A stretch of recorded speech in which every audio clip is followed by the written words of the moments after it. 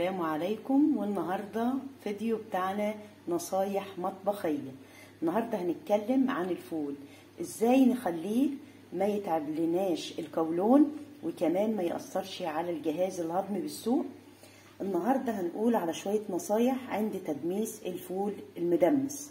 اول حاجة حبايب قلبي، نختار الحبة العريضة الكبيرة زي ما انتوا شايفين. ما بنشتريش الفول وخلاص، لا، لازم بيكون ليه مواصفات معينة. بنشتريها الحبة العريضة زي ما انتوا شايفين اهو قدامكم، العريضة وتكون مبططة. ده الفلاحي، ده الفلاحي الاصل. طيب تاني نصيحة، وهي في بنضيف له بعض الحاجات. بنضيف له عدس. ليه يعني بنضيف عدس؟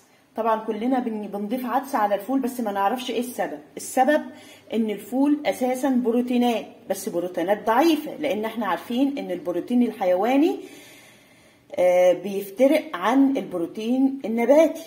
طبعا الفول بروتين نباتي، فهو بروتين ضعيف، فنقويه ازاي؟ نضيف له بروتين تاني عشان يقوى معانا. فالعدس بروتين، فبنضيف له عدس.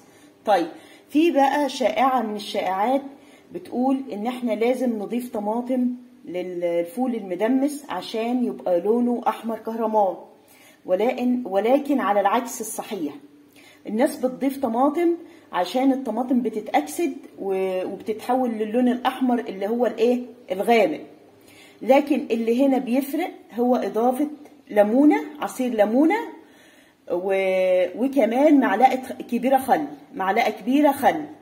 ليه بقى؟ هو ده اللي بيخلي لون الفول المدمس احمر كهرمان.